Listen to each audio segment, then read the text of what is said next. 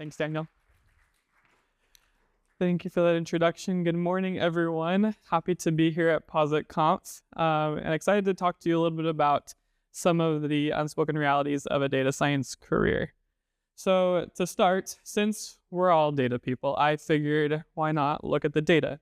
So today I've pulled together some highly researched data on what makes a person have a successful and satisfied career. So this is my own personal experience. For me, I'm more of an introvert. I don't like asking questions if I don't have to, and I just much prefer figuring things out on my own. So for example, I love escape rooms where you have to solve different puzzles to be able to escape. And I am the person that will look through every nook and cranny in the room to try to figure out what's going on before I ask for a hint. So for me, flying solo just comes naturally. But I've been in industry just for over a year, so I'm still new to my career, but I've had great mentors and I've been able to talk to lots of people and learn better ways of navigating a data science career. And some of them were unexpected to me, that I didn't know coming out of school what it would be like, and there were some unexpected realities. And so today I'm going to talk to you about 3 of these: expanding your network, finding your niche, and advocating for yourself. So to start, expanding your network. And when I was in my first internship, I would hear the word networking and I would cringe because like I said, I'm more of an introvert and networking doesn't come easy to me. Talking to different people about their career aspects and career journeys was not something that was natural for me. But expanding your network is so much more than that. It's finding your people. It's finding resources in your company, in the community, that you can ask questions to, that can be there for help. And also, it's about finding friends at work and finding those that you really enjoy spending time with. And I learned this lesson at my first internship. So I had an internship between the junior and senior year of my undergrad, where I traveled across the country. I really was excited to work on this project and be a part of this intern program, where I was able to actually start Shiny. So I learned how to do a Shiny app and was really excited to dive into this and be able to produce a good product for the company. So I really focused on that and focused on learning this new skill and working on this project.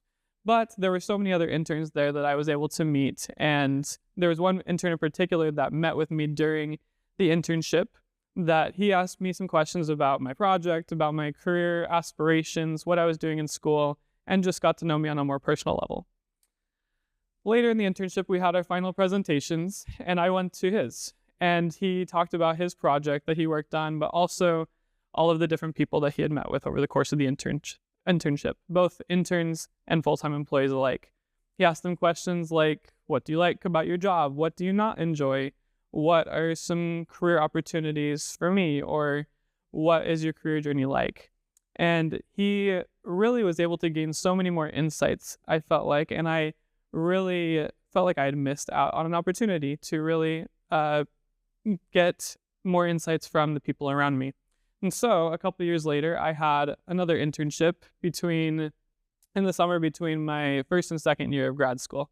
So I decided to try to prioritize more of my time in this internship while working on my project, to also put time into meeting others and getting to know them, and also asking questions about what they do, what they like about their job. And I talked to different data scientists, analysts, biostatisticians around the organization to basically get some career advice for them and figure out if the company was a good fit for me.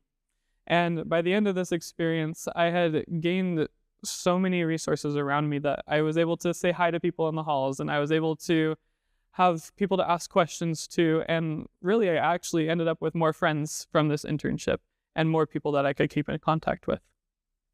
So how might you expand your network? And for me, it comes down to setting little goals. Maybe it's talking to someone in a coffee chat. Maybe it's virtual or in person, depending on your work style.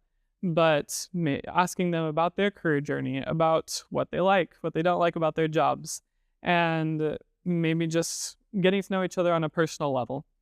You may attend an after-work event or a social, or join a club at work if there are those, or employee resource groups. For me, I've been very fortunate enough to join an employee resource group at my company and be on the committee for that group. So I've been able to help organize events and get to know colleagues that I wouldn't have been able to meet otherwise. And it's been an enriching experience where I've had incredible opportunities from it. Or if you don't have these opportunities at work, you might find the online communities or groups to join. And I mean, we're here at PositiveConf. There are so many different opportunities and groups that meet, and so many different ways to get to know others. And so this might be another opportunity for you. But remember, it gets easier every time you do it. So if you set a little goal to maybe do one coffee chat a month, or go to an event and talk to one new person, every time you do it, it will get easier and it'll be more natural for you to do. So the second point that I wanted to talk about today is finding your niche. And this is finding your passion, finding what you enjoy doing and what makes you tick. And when I was thinking about this, I really like basketball and the NBA. And in the NBA, there is a term called the role player. So a team may have different role players that do different aspects of the team. And so there could be 3-point shooters. You could have a person that's very good at defense, and the teams will have different roles to support the superstars. So one ultimate role player that I can think of is Draymond Green. And Draymond Green plays for the Golden State Warriors, which I'm a Celtics fan, so it's not super fun to talk about Draymond Green, but he is a very good example of this, where he really helps those around him score. And really his main niche is to be a vocal leader and an energizer for the team. And so the other players on the team look to him for energy and for the leadership that they need. And because of that, he's been a big part of I believe, 4 championships in the last decade that the Golden State Warriors have had. So what might be your niche? What could be the thing that you're passionate about? And there's many different things that it could be, many different ideas. I only listed a couple here. But one is you could be a subject matter expert. There could be a topic in your industry that you're very passionate about, or that you really want to learn more about and dive into. You might be the only shiny person on your team, or you really could be the only R person at your company. There are many different ways of being a subject matter expert. You might be the person that knows everyone, that is able to bring people together and help them collaborate and communicate cross-functionally. You might be the person that really understands the end-to-end data workflow, and people come to you to know what data processes go with what and how to navigate those different things. You might be in more of a managerial role, where you do well in developing the careers of others and organizing teams and helping them to collaborate well. But really it comes down to, what is your passion? What do you enjoy doing? What is an area of your work that you wish you could do more of day to day? And so your niche may change over time, and that's okay. And it's important to think of what sets you apart, what could you bring to the table that's different from others on your team. And the third point I wanted to talk about today is advocating for yourself. Being able to put yourself out there and sell yourself, maybe sell the contributions that you're making to the company. And for me, this is the most uncomfortable thing to do. I don't enjoy talking about my accomplishments and trying to push those out there, and trying to put myself in different areas where I may not feel as comfortable in. But I do know that it's important for my career development to at least advocate for myself in the projects that I want to work on, in the career path that I want to go. And so it's important for me to share that with others. So when I was in grad school, I learned a little bit more about how to do this. And so I was in a 2-year master's program. And in the first year of that program, I had a year-long career development course. So we had a career coach that led us through lectures of resume development, of cover letters, interviewing, networking. And one lesson we had was about negotiating. And so one thing that she would always say is to know your worth, then ask for it. So this had to do with salary negotiation, and not just salary negotiation, but also knowing the benefits that you want, and knowing what other, at least in my case, knowing what other biostatisticians were making, and knowing your worth and being able to ask for it. But we can also apply the same principle in advocating for yourself at work. Know your worth, know what you are capable of, not just knowing your worth, but it may be knowing your abilities or knowing your aspirations, and then ask for it. Your manager may not know everything that you're capable of, all of the different skills that you have, and they definitely probably don't know all of your career aspirations, where you want to go. And it may be that you don't know yet, and so before you ask for it, you have to figure out on your own what abilities you have, what do you want to learn, and where do you want to take your different roles, where do you want your career to go. So once you know that, then you can ask for it. So what are different things you might advocate for? I've kind of alluded to this already, but maybe you advocate for a new project. Maybe there is something going on in a different department at your work that you want to be a part of. Or maybe there's a project that would help you learn a new skill that you want to learn. And so you might advocate for a new project. You might advocate for sharing your work, #open source, sharing what you've developed within your team, within your organization, or just in the broader community. You might advocate for more responsibility. Maybe you reach the point that you feel like you have a good grasp of what you're working on, you understand it well, and you might advocate for more responsibility. On the flip side, you might advocate for less responsibility if you feel like you haven't been bogged down too much. And this depends on the company. You might not be able to ask for less responsibility, but you can advocate for yourself and what you need. And one other idea is just to advocate for personal development. You're all here at PosiConf, so you're getting personal development here, and you might advocate for more of that, or more different aspects of that in your work. So I've talked about a few different points here about expanding your network, finding your niche, advocating for yourself, and these can be difficult. And especially for me, I've mentioned I'm an introvert. So a lot of these have to do with working with people and collaborating and communicating, and it may not be natural for data science professionals to transition into these areas, but they are important to what we want to accomplish in our careers. So you might feel like me, and especially after a day at PosiConf, like this koala bear, where it can be uncomfortable to talk to people, and especially all day, and expanding your network and trying to accomplish all of these goals that you set for yourself. But the thing is just to set little goals and see what you can do, and in the long run, that's when you can look back and see what you've done. So I want to return back to where we began, back to this highly researched data that I presented to you at the beginning, and try to see where it might go for you.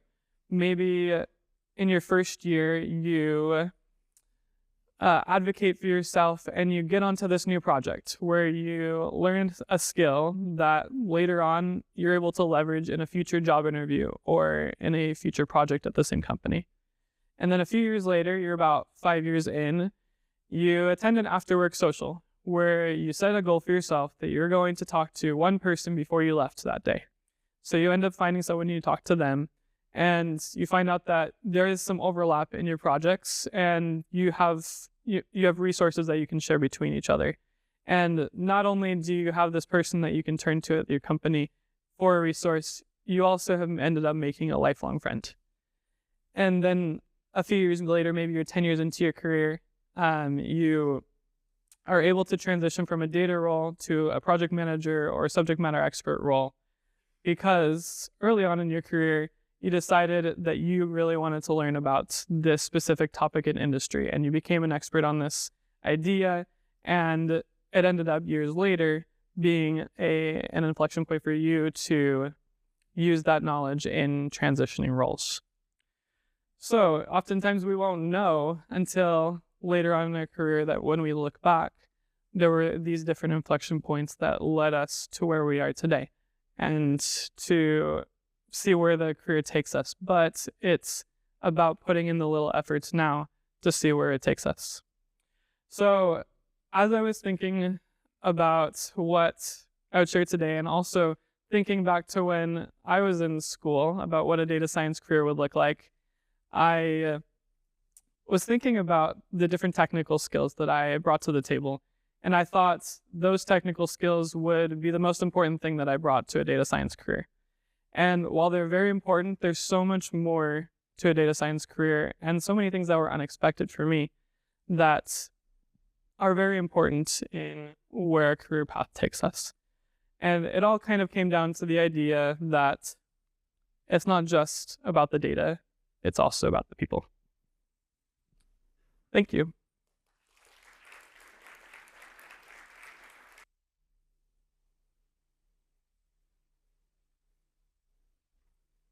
All right. Caught me off guard. All right. So we have time for questions. If you're okay with that. All right. Question number 1. How do you balance your day-to-day tasks with work passion projects that could benefit the company? And how do you prioritize time for that? That's a great question. I think for me, it's difficult because there are certain projects that have to be done. There are different deliverables that you can't just leave aside to work on your work passion projects. And I think it's important to keep those passions in mind even when you can't work on them. But it's also good to have open communication with your manager in what are you working on, what do you want to be working on, so that they know, that the manager knows what you want to be doing, so that even though if you don't have enough time to work on it now, your manager can support you in what you want to do. And so you can kind of set aside, it may not be all the time you want to work on your work passion project now, but it might turn into something more, especially if you're sharing what you're developing so that it is known. All right. We have another question. Since you talked about advocating for less responsibility, how would you do that? That's a great question because I have not done that yet. So that's an excellent question. Honestly, I think it kind of comes back to what I was saying in the last question. It's really about open communication for me. Like I said, I can't really answer this question honestly because I haven't done it. But in some cases, you might not be able to advocate it. You might not be able to ask for less responsibility and have it given it to you. But having open communication with your manager, with those around you, I think can only help. So, not the best answer for that question, but that's my thoughts. All right. We have a couple of more, also because we have time. Do you have any online resources for extending your data science career? Online resources. That's a great question. So I guess extending your data science career is that this might be, I think whenever I hear that, I think of all of the technical skills that I could be learning, could be doing for extending my data science career, which was the exact opposite of what I just spoke about. And so that's an interesting question.